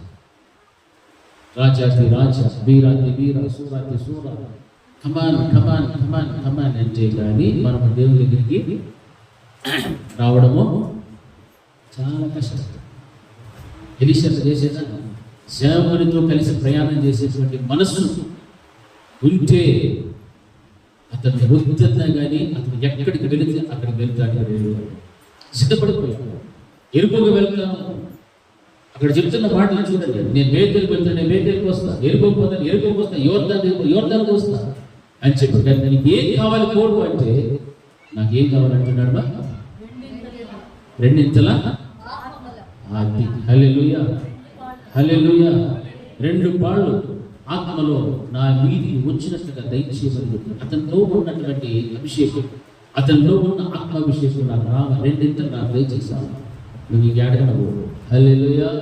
నువ్వు బేతేలుకు పోతావో, ఎరుకోకు పోతావో, యోర్దాను దాటావో, ఎక్కడికి పోతావో, ఎక్కడికి వెళ్ళి వస్తూనే ఉంటా. నాకు అది ఇచ్చేందుకు మాత్రం నేను వదిలిపెట్టాను. హల్లెలూయా. దేని ఆశించి వెళ్ళాడు? తన ఆత్మలో 2 పాలు కావాలని ఆశించి వెళ్తున్నాడు. అంతేకాని బంగారం నాకు ఇవ్వు, డబ్బులు కావాలి, బట్టలు కావాలి, తిండి కావాలి, దాన్ని నాకు సమస్తము సమకూర్చి సమృద్ధిని కలుగు చేసి వెళ్ళని కోరుకున్నాడా? లే.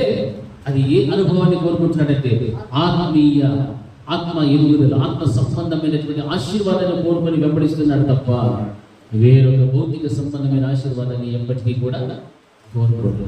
హల్లెలూయా, గట్టిగా హల్లెలూయా. అది క్రైస్తవ విశ్వాసం ఉండాల్సినటువంటి రోజున మనము మందిరానికి రావటం కోసమే మనల్ని ఎవరో ప్రోత్సహించాలి, ఎవరో రమ్మంటేనే రావాలి, లేకపోతే మనకి ఇష్టం ఉంటే వస్తాం, లేకపోతే లేదు. నువ్వు వస్తుంది ఎక్కడికి తెలుసా? సజీవుడైనటువంటి జీవము కలిగిన దేవుని యొక్క సంఘమునకు నీవు వస్తున్నావు. నిన్ను సరిచేసి నిన్ను రక్షణలోకి నడిపించేటువంటి దేవుని యొక్క ప్రతినిధి ఉన్న స్థలంలో, దేవుని యొక్క వాక్యము ద్వారా దేవుడు నీతో మాట్లాడేటువంటి స్థలంలోకి నీవు వస్తున్నావు. అటువంటి స్థలంలోకి రావడానికి ఈ రోజున విశ్వాసకి చాలా చాలా నిర్లక్ష్యం, భయం లేనితనం, భక్తి లేనితనం. దేవునితో, దేవుని సేవకునితో కలిసి నువ్వు ప్రయాణం చేస్తే నువ్వు ఎక్కడుంటావు? నీ సేవకుడు ఎక్కడికి రమ్మంటే అక్కడికి పరుగులు తీసుకొని రావాలి. మనకు వాక్యం దొరుకుతూ ఉన్నటువంటి ఈ యొక్క సమృద్ధి కలిగిన దినాలలోనే మనకు వాక్యాన్ని పొందుకోకపోతే, దానిని భుజించకపోతే, వాక్యము కరువైపోయినటువంటి దినాలు అతి సమీపంగా ఉన్నాయి. ఆ దినాలలో మనకు వాక్యము కావాలన్నా మనకు దొరకనే. ఇది జాగ్రత్తగా మీరు గుర్తుపెట్టుకోవాలి. వాక్యము దొరుకుతూ ఉన్నప్పుడే మనకు దాన్ని ఏం చేయమంటున్నాడు? భుజించు. తర్వాత నీ అంతరంగ పురుషుడు బలం కావాలి, నాకు వాక్యం కావాలి, నాకు బలం లేదు, నేను అది తింటేనే బలము అంటే నీకు ఆహారం పెట్టేవాళ్ళు కూడా ఉన్నారు. ఆహారము దొరకదు, ఆహారం పెట్టేవాళ్ళు కూడా. హల్లెలూయా, హల్లెలూయా, హల్లెలూయా. ఇరిషాడు, యెహోవా జీవము తోడు, నీ జీవము తోడు, నా వెంబడి రావద్దని మాత్రం నీవు నాతో చెప్పను. యెహోవా జీవము తోడు, నీ జీవము తోడు, నాతో నా వెంబడి రావద్దని మాత్రం చెప్పు, కానీ నీవు బేతేలుకు వెళ్ళినా, ఎరుకోకు వెళ్ళినా, యోర్దానుకు వెళ్ళినా నేను అక్కడికి రానే వస్తాను. చూడండి, అతను కోరుకున్నటువంటి విధంగానే అతను ఉండగానే చేతి నుంచి తీసిన బయట పట్టి ఇచ్చేసిన చివలే. అక్కడ వాక్యంలో ఏముందంటే అగ్ని రథములు, అగ్ని గుర్రములలో నుండి, అగ్నిలో నుండి ఏమొచ్చి పడ్డది? ఏలియా మీద దుప్పటి వచ్చి పడ్డది. హల్లెలూయా. ఒక నూతనమైన అభిషేకం, నూతనమైనటువంటి దానికి ఉన్నటువంటి శక్తితో ఆ యొక్క దుప్పటి వచ్చి ఎవరికి ఇవ్వబడ్డది? ఎలీషా మీద పడ్డది. ఆ తునకలైనటువంటి ఆ దుప్పటి తీసుకెళ్లి యోర్దాను నది నిలబడి దానికి వచ్చినప్పుడు యోర్దాను నది సైతం ఏమైపోయారు? 2 పాయలు చీలిపోయారు. హల్లెలూయా. అది దేవుని యొక్క శక్తి. ఎలీషా ఏలియాను వెంబడించి 2 ఆత్మలు 2 పాళ్ళు పొందుకున్న తర్వాత తనకు దక్కిన ప్రతిఫలం ఏమిటంటే యోర్దాను దాటడానికి ఏ దుప్పటైతే పొందుకున్నాడో ఆ దుప్పటిని తీసి యోర్దాను కొట్టిన వెంటనే అది 2 తునకలుగా మారి యోర్దాను దాటి వెళ్ళటానికి సహాయం చేశారు. అంటే దేవుని యొక్క శక్తి ఎటువంటిదో అగ్నిలో నుండి ఆ దుప్పటి యొక్క ప్రభావం, శక్తిని అంతటిని కూడా నూతనపరిచి 2 అభిషేకంతో దాన్ని ఎలీషాకు దేవుడు అనుగ్రహించారు. అందుకే ఏలియాను విడిచిపెట్టకుండా అతన్ని వెంబడిస్తూనే వచ్చారు. హల్లెలూయా. బేతేలుకు వెళ్ళినా విడిచిపెట్టలేదు, ఎరుకోకు వెళ్ళినా విడిచిపెట్టలేదు, యోర్దాను దగ్గరికి వెళ్ళినా కానీ విడిచిపెట్టడానికి మహిమ పెరిగాది, దాని శక్తి పెరిగాది. అగ్నిలో నుండి వచ్చిన దుప్పటి శక్తి యోర్దాను నదిని ఏం చేశారు? 2 పాయలుగా చేయించారు. నా ప్రియమైనటువంటి దేవుడు, అందుకే నీ సేవకునితో, నీ దైవజనునితో నీ ప్రయాణము ఉండాలి. హల్లెలూయా. హల్లెలూయా. నీ దైవజనుడిని ప్రక్కన పెడితే ఇటువంటి ఆత్మ సంబంధమైన ఆశీర్వాదాన్ని ఒక్కనాటికి పొందుకోలేవు. శారీరకంగా ఎదుగుతూ ఉంటావు, శారీరకమైన దీవెనలు పొందుకుంటూ ఉంటావు, శారీరకమైన ఆశీర్వాదాలు పొందుకుంటావు తప్ప ఇక ఆత్మ సంబంధమైనటువంటి దీవెన ఆశీర్వాదాలు మాత్రము ఉండవు. హల్లెలూయా. ఈరోజు నీ ప్రయాణం ఎవరితో ఆలోచించి, లేదు నీ సేవకులతో ప్రయాణం చేయాలని నిర్ణయించుకున్నావా? ఏమైనా రాని వాటన్నింటిని కూడా పక్కన పెట్టి ఎవరిని గమనించాలా? నీ సేవకులతో కలిసి నీకు ప్రయాణము చెయ్యాలి. హల్లెలూయా. హల్లెలూయా. 4వదిగా మనం గమనిస్తే 1 సమూయేలు గ్రంథము 22వ అధ్యాయం 2వ వచనం ఒకసారి చదువుకుందాం. 1 సమూయేలు గ్రంథము 22వ అధ్యాయము 2వ వచనం. ఇబ్బంది కలిగిన వారు, అప్పులు చేసిన వారు, అసమాధానంగా వారు అతని యొక్క కూడుకునగా అధిపతి ఆయను 400 మంది వచ్చి ఉండేది. హల్లెలూయా. హల్లెలూయా. దావీదు గారి యొక్క జీవితాన్ని మనం గమనిస్తున్నప్పుడు అప్పటికి ఉదుల్లామ గుహలో అడవిలో ఉన్నాడు, తరమబడుచు ఉన్నాడు, సౌభాగ్యాలు లేవు, సర్వ సమృద్ధి లేదు, సంతోషాలు లేవు, సుఖము లేదు, కనీసం ఆహారం కూడా లేవు. అటువంటి దయనీయమైన స్థితిలో ఉంటే ఇక్కడ ఉన్నటువంటి ఈ ప్రజలు ఎటువంటి వారు వీళ్ళంటే ఎవరు వీళ్ళు? ఇబ్బంది కలిగినటువంటి వారు, అప్పులు చేసుకుని ఉండేవాళ్ళు, అసమాధానంగా ఉండే వాళ్ళందరూ ఇంచుమించి 400 మంది ఎక్కడికి పోయారు? దావీదు మహారాజు, దావీదు గారి దగ్గరికి పోయారు. హల్లెలూయా. ఆయనేమో గుహలో ఉన్నాడు. పాపం ఏ సౌకర్యం లే, ఆహారం లే, సౌలభ్యం లే, సౌభాగ్యం లే, ఏమీ లేని దయనీయమైన స్థితిలో ఉంటుంది. వీళ్ళందరూ వెళ్ళి మీరు నాకు సాధన. దావీదు పరిస్థితి బాగలేదంటే అప్పులో పోయినారు, ఇబ్బందుల్లో ఉన్నారు పోయినారు, సమాధానం లేని వాళ్ళు పోయినారు. దావీదు అభివృద్ధిగా ఉండాలి. చూడండి, దావీదు అక్కడ రాజు దగ్గర మీకు ఏదైనా సహాయం దొరుకుతుంది. లేదు, రాజు ఉన్నాడు కానీ రాజు దగ్గర అధికారం ఉంది, కానీ దావీదు దగ్గర ఏముంది? అభిషేకం ఉంది. హల్లెలూయా. దావీదు దగ్గర అభిషేకం ఉంది కాబట్టి అభిషేకుడైన దావీదు యొక్కనే మేము కాపురపడతాం, అక్కడనే మేము ఉంటాము, అక్కడనే నీ యొక్కనే మేము నివాసం ఉంటాము. కానీ అధికారం కలిగిన రాజు దగ్గర మేము వెళ్తే మాకు ఏం అవసరం లేదు. మేము ఎటువంటి స్థితిలో ఉన్న వాళ్ళము, అప్పుల్లో ఉన్న వాళ్ళము, ఇబ్బందుల్లో ఉన్న వాళ్ళము, అసమాధానం ఉన్న వాళ్ళము, కానీ దేహ సంబంధమైనటువంటి అక్కర్ల కోసం మేము అక్కడికి వెళ్ళము, కానీ అభిషేకింపబడినటువంటి నీతోనే మేము ఉంటామని కోరుకుంటున్నాం. హల్లెలూయా. హల్లెలూయా. ఎవరితో కలిసి ప్రయాణం చేయడానికి ఇష్టపడ్డారు వీళ్ళు? అభిషేకించబడిన దావీదుతో కలిసి ప్రయాణం చేయడానికి ఇష్టపడ్డారు. ఎవరు వీళ్ళంతా? సర్వ సమృద్ధి కలిగిన వారు కాదు, సంతోషాలు అనుభవిస్తున్న వారు కాదు, లేకపోతే సుఖభోగములు అనుభవించిన వాళ్ళు కాదు, ధనవంతులు కాదు, డబ్బున్న వారు, బంగారు ఉన్నవారు కాదు, కానీ అప్పుల్లో ఉన్న వాళ్ళు, ఇబ్బందుల్లో ఉన్న వాళ్ళు, అసమాధానంగా ఉన్న వాళ్ళు అందరూ కూడా అభిషేకించబడినటువంటి దావీదు ఎక్కడున్నాడు? ఆ భూమికి వచ్చింది, అక్కడే హల్లెలూయా. మీరు ఆశిస్తున్నది ఏమిటినంటే అధికారంలో ఉన్నటువంటి వారిని కాదు, కానీ అభిషేకించబడినటువంటి ఆ యొక్క దావీదు దగ్గర ఉండడానికి ఇష్టపడుచు. అందుకే దైవ సేవకుడితో కలిసి నీ ప్రయాణము ఉండాలి. వారు అటువంటి విధముగా వారు ప్రయాణం చేసి అక్కడే ఉండడానికి వారు ఇష్టపడ్డారు అంటే దానికి తగిన ప్రతిఫలం ఏం పొందుకున్నారు తెలుసా? దావీదు రాజు అయినప్పుడు అక్కడ ఉన్నటువంటి సేనాధిపతులు కానీ యోధులు అందరూ కూడా వీళ్ళే. హల్లెలూయా, హల్లెలూయా, హల్లెలూయా. ఒక సమయం వస్తుంది, ప్రతి వ్యక్తికి ఒక సమయం అనేటువంటిది ఖచ్చితంగా వస్తుంది. ఆ సమయంలో దేవుడు ఎవరిని హెచ్చించాలో ఖచ్చితంగా దేవుడు హెచ్చిస్తాడు. అప్పుల్లో ఉన్నాము, ఇబ్బందుల్లో ఉన్నాము, అసమాధానంతో ఉన్నాము, దావీదు ఏమైనా ఇస్తాడేమో పోలేదు, కానీ అభిషేకం పొందినవాడు కాబట్టి ఆ అభిషేకం కలిగినటువంటి వ్యక్తి దగ్గర ఉంచి ఆత్మ సంబంధమైనటువంటి దీవెనలు మాకు వస్తాయి, ఆత్మ సంబంధమైన ఆశీర్వాదాలు మాకు వస్తాయి.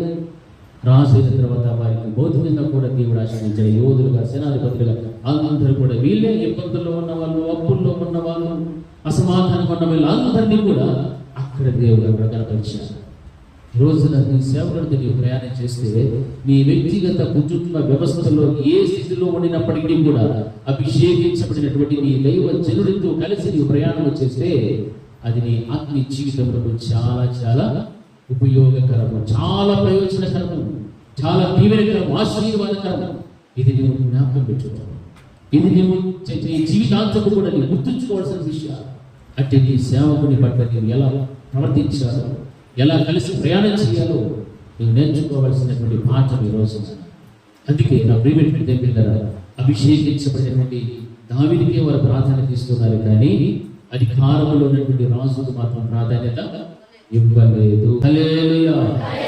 యేసుక్రీస్తు ప్రభువు వారి లోకంలో ఉన్నప్పుడు ఆయన చిట్ట చివరి గడియలు వచ్చినప్పుడు ఆయన గెత్సెమనే తోటలో ఆ యొక్క సైనికులందరూ కూడా వచ్చి ఆయనను పట్టుకున్నప్పుడు ఎంతమంది ఉన్నారు అక్కడ? శిష్యులందరూ కూడా ఉన్నారా లేదా? యేసు ప్రభువును పట్టుకున్న వెంటనే ఏమైపోయారు? అందరూ బాగా యేసు ప్రభుతో నడిచిన వారు, యేసు ప్రభు చేసిన అద్భుతాలు అన్ని చూచిన వారు, కన్నవారు, వెళ్ళవారు, అనుభవించిన వారు, చాలా చాలా గొప్ప గొప్ప కార్యాలు చేసేసి అయినా కూడా వెళ్ళిపోయారు. అదే యోహాను సువార్త 19వ అధ్యాయంలోకి వచ్చేసరికి యోహాను ఒకడే మిగిలినట్టుగా మనం గమనిస్తున్నాం. యోహాను ఒక్కడే మిగిలినట్టు గమనిస్తున్నాను. ఎందుకంటే మరి చూస్తే రొట్టెలు చేపలు పంచినప్పుడు అంతా కూడా వేలాది మంది ప్రజలు, జన సమూహములు దేవుణ్ణి వెంబడించారు. అంటే వీళ్ళందరూ దేని చూచి వెంబడించారు? శరీర సంబంధమైనటువంటి దాడిని ఆశించారు. రొట్టెలు దొరుకుతాయి, చేపలు దొరుకుతాయి, ఆహారం దొరుకుతుంది. ఏసో కనకంటి పోతే అయ్యారో వ్యక్తం చేస్తాడు, రొట్టెలు పెంచేస్తాడు, చేపలు పెడతాడు, పదాము అని చూచి వచ్చే వాళ్ళు వీళ్ళంతా కూడా. అప్పుడు వేలాది మంది, లక్షలాది మంది వెంబడించి ఉండొచ్చు, అంతమంది వెంబడించారు. చివరికి మనం గమనిస్తూ వస్తే ఉపదేశంలోనికి వచ్చేసరికి 12 మంది మిగిలారు, శిష్యులు మిగిలారు. సిలువు దగ్గరకు వచ్చేవాడికి ఒక్కడే మిగిలాడు. హల్లెలూయా. చూడండి, శరీర సంబంధమైన ఆహారం కోసం అయితే గుంపులు గుంపులుగా వచ్చారు, గుంపులు గుంపులు. ఈ రోజున కూడా క్రైస్తవుల పరిస్థితి కూడా అట్లనే ఉంది. ఆహారం ఉంటే గుంపులు గుంపులుగా వస్తామా లేదా? వస్తాము. ఉపదేశం దగ్గరకు వస్తే మొత్తం ఏమైతే టీవీ పడగట్టు వచ్చింది అంతే. సిలువ దగ్గర పోయేసరికి ఒక్కడే. సిలువ శ్రమ, కష్టం, బాధ, ఇబ్బంది, శోధన, సవాళ్ళు ఇవన్నీ ఉన్నాయి. అక్కడికి మాత్రం ఒక్కడే మీరు వెళ్ళిన శిష్యులకు ఊరు కనపల్ల. కానీ వీళ్ళందరూ చనిపోయారు, హతసాక్షులు చనిపోయారు దేవుడికి. కానీ యోహాను ప్రతికూలంగా ఎక్కడికి వచ్చాడు? అడిగి వచ్చాడు, పరలోకానికి వచ్చాడు. హల్లెలూయా. పరలోకంలో ప్రతిదీ కూడా చూసేశాడు. వీళ్ళు అనుకున్నారు యోహాను చచ్చిపోయి హోమాలు కలిపినాడు కానీ అక్కడ పరలోకంలో దర్శగా పెడతాడు. అతని కంటిలో నీళ్లు వస్తే ఒక దూత వచ్చేది, కన్నీళ్ళు దూసేటువంటి దూత కాదు, మరొక దూత వచ్చేది. అన్ని విషయాలు క్షుణ్ణంగా పరలోకంలో చూసుకొని వచ్చేసాడు. ఎవరు? సిలువ దగ్గర ఒక్కడిగా మిగిలి ఉన్న యోహాను. హల్లెలూయా, హల్లెలూయా. అందుకే తిండి కోసం వస్తే పరలోకానికి పోరు, ఉపదేశంలోకి వస్తే ఇంకా తెగిపోతారు, సిలువ దగ్గరికి వస్తే ఇంకా తెగిపోతారు. అంటే క్రైస్తవుని యొక్క జీవితంలో నీ దైవజనుడితో కలిసి నీవు ప్రయాణం చేస్తే కలిగేటువంటి ప్రతిఫలం ఎలా ఉంటుందంటే ఆత్మీయంగా చాలా ఉన్నతమైనటువంటి స్థితిని దేవుడు నీకు ఇస్తాడు. సిలువ దగ్గర ఒక్కడిగా మిగిలిపోయిన యోహాను బ్రతికుండంగానే పరలోకానికి పోయి చూసి వస్తే వీరు చనిపోయి హతసాక్షినే వెళ్ళారు, ఈయనైతే బ్రతికుండంగానే పోయి వచ్చాడు. ఏది ఘనత? బ్రతికుండంగానే పోయి వచ్చేసాడు. హల్లెలూయా, హల్లెలూయా. అది మనం సంపాదించుకోవాల్సింది. అంతేగాని ఏందో వచ్చింది మేము పోతిమా అనేటువంటి భక్తి ఎందుకు పనికిరాని భక్తి. ఎందుకు పనికిరాదు? మనం ఏదైనా విశ్వాసం మనం ఉన్నామంటే బలమైనటువంటి విశ్వాసం కాదు. నీ సేవకుడిలో ఉన్నటువంటి ఆ సమర్పణ, ఆ యొక్క ఉద్దేశములు, ఆ పోరాటం ఏదైతే చేస్తున్నాడో ఆ పోరాటములు, ఆ ఉద్దేశములు, ఆ సమర్పణతో నీవేమైపోవాలా? అనుసరించి నడవాలి. హల్లెలూయా. అతనిలో ఉన్నటువంటి ఉద్దేశం, కలిగిన దర్శనం ఏమైతే ఉన్నదో దాని అంతటి కూడా అనుసరిస్తూ వెళ్ళిపోవాలి అంతే. అప్పుడే నీ సేవకుడితో కలిసి నువ్వు ఏం చేస్తున్నట్లు ప్రయాణము చేస్తూ ఉన్నావు. నీ సేవకుడితో కలిసి ప్రయాణం చేస్తున్నావు. సేవకుడు ఒకటి చెప్తే అట్లా కాదు ఇట్లా అన్నం అనుకోండి, అప్పుడు నీ సేవకుడితో కలిసి నువ్వు ప్రయాణం చేయడానికి ఇష్టం లేదు. అతని ఆలోచన విధానం వేరు, నీ ఆలోచన విధానం వేరు. అతని తలంపులు వేరు, అతని కూడా దర్శనం వేరు, సమర్పణ వేరు, అభిషేకం వేరు. నీకున్నటువంటి సమర్పణ, అభిషేకం అంతా కూడా వేరు. అందుకే మన జీవితంలో ఎలా ఉండాలంటే నీ సేవకుడితో కలిసి నీకు ప్రయాణం చేసేటువంటి వ్యక్తిగా కడ వరకు సాగాలి. సిలువ వరకు నీ యొక్క ప్రయాణం ముందుకు వెళ్తూనే ఉండాలి. శ్రమ వచ్చిందని, శోధన వచ్చిందని, బాధలు వచ్చాయని, ఎవరో ఏమో అన్నారని ఆగిపోయిన పరిస్థితి రాకూడదు. హల్లెలూయా, హల్లెలూయా, హల్లెలూయా. తిండి కోసం అయితే వేలాది మంది వస్తారు, ఉపదేశం కోసం అయితే 12 మంది మిగిలిపోయారు. సిలువ దగ్గరికి వచ్చేపాటికి ఒక్కరే. ఎవరికి ఘనత వచ్చింది? ఒక్కడిగా మిగిలిన యోహానే బ్రతికుండగానే పోయి వచ్చేసాడు పరలోకానికి. వీళ్ళు అసాక్షులే పోయిపోవాలి. ఆ విధంగా ఉన్నవాడు క్రైస్తవ జీవితంలో విశ్వాసి అయితే నీ సేవకునితో కలిసి నీ ప్రయాణము చెయ్యాలి. హల్లెలూయా, హల్లెలూయా, హల్లెలూయా, హల్లెలూయా. లోతు అబ్రహాం గురించి మనకు బాగా తెలుసు కదా. లోతుని అబ్రహాం పిలిచాడా? లోతే వచ్చాడా? లోతే వచ్చాడు లేదా? వచ్చాడు. అన్ని సంపాదించుకున్నాడు, అన్ని చక్కగా ఉన్నాయి, చక్కగా వచ్చేసాడు. అయితే చిన్న చిన్న కారణాలను బట్టి ఏం చేశాడు? లోతు అబ్రహాం విడిచిపెట్టి వెళ్ళిపోయాడు. అయితే అబ్రహాంకు ఒక కుమారుడు ఉన్నాడు, ఇస్సాకు. ఇస్సాకు తన వివాహ కాలం వచ్చినప్పుడు ఆ పనులన్నీ చూడటానికి ఒక వ్యక్తిని ఎన్నుకున్నాడు. ఎవరు ఆ వ్యక్తి? ఎలియాజరు. హల్లెలూయా. ఎలియాజరు తన అబ్రహాం ఇంటిలో ఏ స్థాయి కలిగిన వాడు? ఒక పనివాడు, ఒక దాసుడు, పెద్ద దాసుడు. ఇద్దరిని పంపించాడు తన కుమారుని వివాహ సంబంధం చూడటానికి. తన ఇంటిలో పని చేసేటువంటి ఒక ఎలియాజరు, ఒక సేవకుని పంపించాడు. అతన్ని పంపించి అతని ద్వారానే తన కుమారుడికి సంబంధాన్ని కుదుర్చుకుంటున్నాడు. ఎలియాజరుకి ఎంతో ఉన్నతమైన ఘనతనిచ్చారు. చూసారా? ఎందుకంటే అబ్రహాము దగ్గర చాలా నమ్మకముగా సంబంధించినటువంటి మనస్సు కలిగినటువంటి వ్యక్తిగా యథార్థముగా ప్రవర్తిస్తున్నాడు. కాబట్టి ఆ దాసుని పట్ల అబ్రహాముకు నమ్మకము, విశ్వాసము కలిగేది. కాబట్టి నీవు వెళ్ళు, నీవు రమ్మంటే వస్తేనే అదే నాకు కోడలుగా రావాలి. నువ్వు ఏమి ఇస్తే అది తీసుకొని దాని ప్రకారం ఇష్టపడి వచ్చేదే నా కోడలుగా రావాలి. నీకు దాహం తీర్చేటువంటి స్త్రీ ఎవరు? అదే నా కోడలుగా రావాలి. ఇంత గొప్ప ఘనతను అబ్రహాం ఎవరికి ఇచ్చేశాడు? ఎలియాజరుకి ఇచ్చాడు. హల్లెలూయా. ఆ స్థాయిలో ఎవరు ఉండాల్సిన వాళ్ళు? లోతు ఉండాల్సిన వాడు. చిన్న చిన్న కారణాలను బట్టి అబ్రహాంను విడిచిపెట్టి వెళ్ళిపోయిన కారణాన్ని బట్టి ఆ ఉన్నతమైన ఘనతను పోగొట్టుకున్నాడు. ఈ రోజున ఎలియాజరును గురించి ప్రపంచం యావత్తు కూడా ఏమని సంబోధిస్తుంది? పరిశుద్ధాత్మకు సాదృశ్యము ఎలియాజరును చెబుతారు. హల్లెలూయా. తనలో ఉన్నటువంటి నీతి, భక్తి కలిగిన జీవితం, అబ్రహాము పట్ల కలిగి ఉన్నటువంటి నమ్మకం, విశ్వాసం, ఆ స్థితిని బట్టి ఎలియాజరుకు అంత ఉన్నతమైన ఘనతను, అంత ఉన్నతమైన స్థాయిని అబ్రహాం ఇవ్వగలిగాడంటే ఎలియాజరు యొక్క స్థానమే ఆయన. అతని పేరు పనివాడే, పెద్ద దాసుడే, కానీ అతనికి ఇచ్చిన స్థానం మాత్రం చాలా ఉన్నతమైనటువంటిది. హల్లెలూయా. అందుకే అబ్రహామును విడిచిపెట్టకుండా వెంబడిస్తూ ఉన్నాడు. కాబట్టి ఒక రోజున దేవుడు చెప్పాడు, అబ్రహాము నేను ఆశీర్వదిస్తాను, ఇదిగో చూడు ఆకాశ నక్షత్రాలు, ఇసుక రేణువులు చూడని. అయ్యో స్వామి, నువ్వు ఇచ్చే కదా దేవుడు, కానీ నువ్వు ఇస్తే ఇదిగో నా ఇంట్లో ఉండి ఈ దాసుడు మొత్తం అంతా అతనే వారసుడు అయిపోతాడేమో అని కూడా అన్నాడా లేదా? అయితే సంతానం లేదు కదా, నువ్వు ఎంత ఆశీర్దిస్తే ఏం ప్రయోజనము? ఇదిగో నా ఇంట్లో పెద్ద దాసుడు మొత్తం ఆయన అనుభవిస్తాడేమో. అంటే అబ్రహాము యొక్క మనసులో ఆ ఎలియాజర్కి ఇచ్చినటువంటి స్థానం ఏంటో మొదట అది, రెండో పర్యాయం తనకి ఇచ్చిన స్థానము వేరే. కుమారుడు కలిగిన తర్వాత తనకు రాబోయేటువంటి కోడల విషయంలో పూర్తి బాధ్యత ఎవరికి ఇచ్చేశాడు? ఎలియాజర్కి ఇచ్చేశాడు. హల్లెలూయా, హల్లెలూయా, హల్లెలూయా. అందుకే అతని గురించి లాభాన్ని కూడా ఏం చెప్తాడు? యెహోవా వలన ఆశీర్వదించబడిన వాడా అని పిలుస్తూ ఉన్నాడు. ఎలియాజర్ వెళ్తే వాళ్ళందరూ లేచి గౌరవించేటువంటి స్థితిని ఇచ్చాడు. వాక్యంలో గమనిస్తున్నట్టే అతడు అంగీకరించవలసినటువంటి నమ్మకస్తుడు. ఇస్సాకు కళ్ళు మూసుకొని అంగీకరించాల్సినటువంటి అంత గొప్ప నమ్మకస్తుడు ఎవరంటే ఎలియాజర్. ఆయన ఎవరిని తెస్తే ఆ అమ్మాయిని ఇస్సాకు ఏం చేసుకోవాలి? పెళ్లి చేసుకోవాలంటే అంత జ్ఞానము, అంత విశ్వాసము, అంత నమ్మకముతో తన యొక్క యజమానుని యొక్క కుమారునికి దేవుని సంబంధము అటువంటిది ఉంటుందని ఇస్సాకు కూడా ఏం చేస్తాడు? నమ్ముతాడు. కళ్ళు మూసుకొని నమ్మేస్తాడు. ఎవరు ఇస్సాకు పెళ్లి చేసుకుంటాడు. హల్లెలూయా, హల్లెలూయా, హల్లెలూయా. గట్టి చెప్పాలి, హల్లెలూయా. నీ దైవజనులతో కలిసి నువ్వు ప్రయాణం చేస్తే దేవుడు నిన్ను ఘనపరుస్తాడు, ఆత్మీయంగా ఆశీర్వదిస్తాడు. హల్లెలూయా. అందుకే మొట్టమొదటి మనం ధ్యానం చేసేది ఆత్మీయ తల్లిదండ్రులతో కలిసి ప్రయాణం చేసేటువంటి అనుభవం నీకు ఉండాలి. రూతు తన అత్తైనటువంటి నయోమితో కలిసి ఏం చేసేదమ్మా?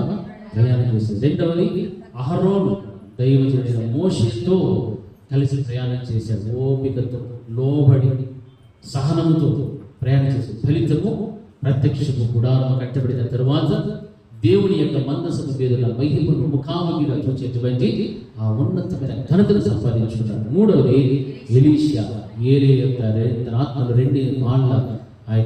రెండు పాళ్ళను పొందుకొని ఆ గొప్ప కార్యాన్ని సూచక్రియను కూడా చేశారు. దుప్పటితో అగ్నిలో నుండి పడవేయబడినటువంటి అగ్ని నుండి వచ్చినటువంటి ఆ దుప్పటి ద్వారా యోర్దాను నదిని వచ్చిన వెంటనే రెండు పాయలుగా చీలినట్టుగా తద్వారా యోర్దాను నది దాటి వెళ్ళాడు. ఇవన్నీ కూడా కారణాలు ఏంటంటే దైవజనునితో కలిసి ప్రయాణం చేసినటువంటి విధానం. హల్లెలూయా. అంతేగా ఇబ్బందులు ఉన్నవారు, అప్పుడువారు, అసమాధానం ఉన్నవారు అందరూ కూడా ఎవరిని కోరుకుంటున్నారంటే అభిషేకించబడిన దావీదును కోరుకున్నారు, కానీ అధికారంలో ఉన్న రాజును మాత్రము కోరుకోలేదు. ఇవన్నీ కూడా మనం చూస్తే ఒక విశ్వాసిగా నీవు నీ సంఘంలో నీ దైవజనునితో కలిసి ప్రయాణం చేసేటువంటి ఆ మంచి అనుభవం నీకు ఉంటే ఆ అనుభవం ద్వారా ఆత్మ సంబంధమైన మేళ్లను, దీవెనలు, ఆశీర్వాదాలు మెండుగా దేవుని నుండి నీవు సంపాదించుకుంటావు. ఆ కృప దేవుని మనందరికీ అనుగ్రహించుగాక.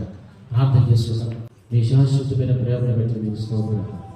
మీరు మాతో మాట్లాడారు, మీరు మాకు ఇచ్చిన హెచ్చరికలన్నింటినీ కూడా మేము విని ఉన్నాం. దేవా, ప్రతి ఒక్కరు కూడా వారు చేసే ప్రయాణం దైవజనులతో కలిసి ప్రయాణం చేసేటువంటి మంచి హృదయాలను ప్రభావం దైవజనం చూచిన వెంటనే నన్ను సరిచేసేటువంటి వాడు వచ్చాడని, దేవుని యొక్క సాధనమై ఉన్నాడని, రక్షణ మార్గంలో నడిపించేటువంటి ఉపదేశంతో బోధించేవాడు వచ్చి ఉన్నాడని, నన్ను నా కుటుంబాన్ని కట్టేవాడని, నన్ను రక్షణలో నడిపించేవాడని ఒక మంచి హృదయంలో సంతోషం కలిగేటువంటి రీతిలో ప్రతి ఒక్కరు కూడా ఉన్నట్లుగా మీరు సహాయం చేసేవాడు. మీతో మీ పక్షంగా నిలబడు, మీ చుట్టూ పోరాటంలో చేసేటువంటి రీతిలో దైవజనుడు ఏ దర్శనము సమర్పణ కలిగి ఉన్నాడో అదే సమర్పణ, అదే దర్శనం కలిగినదని సేవకులతో కలిసి ప్రయాణం చేసేటువంటి విశ్వాసంలో ప్రతి ఒక్కరిని కూడా మార్చమని ప్రార్థన చేసుకుంటున్నాను.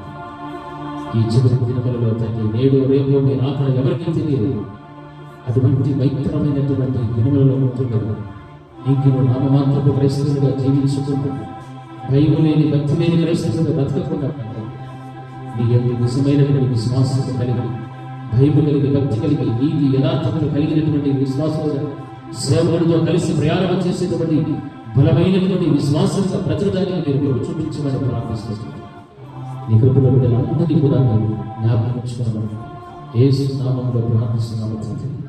ఆమేన్. నా ప్రాణమా యెహోవాను స్తుతించు, నా అంతరంగంలో ఉన్న సమస్తమైన పరిశుద్ధ నామమును సంధించు. నా ప్రాణమును యెహోవాను సంధించు. ఆయన చేసిన ఉపకారములలో దేనిని మరొకను. మన తండ్రి అయిన దేవుని ప్రేమ, ఆయన కుమారుడైన యేసుక్రీస్తు యొక్క కృప, పరిశుద్ధాత్మ దేవుని యొక్క అన్యోన్య సహవాసం ఇప్పుడు ఎల్లప్పుడూ నిత్య నిరంతరం సదాకాలం ఆయన కృప సమాధానం మనకు మన కుటుంబములకు తోడి నడిపించింది గాక. ఆమేన్. అందరికీ వందనాలు.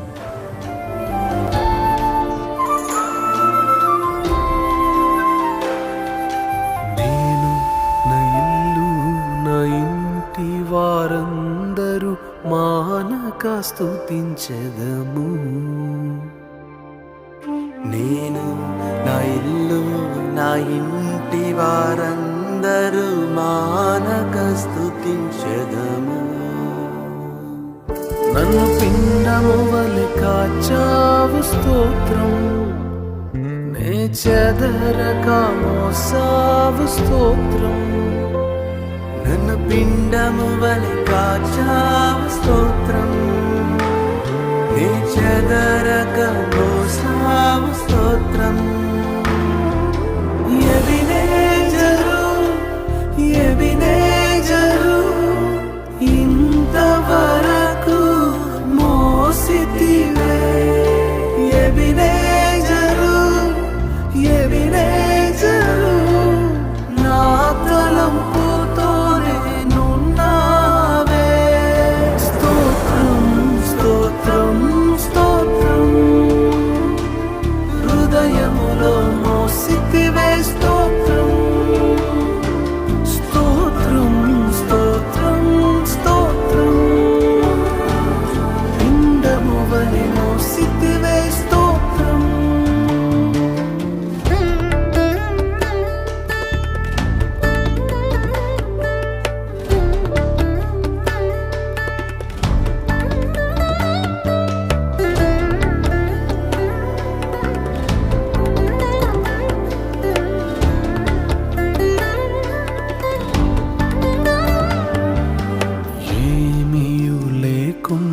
సాగిన నా బ్రతుకును మేలులతో నింపితివే.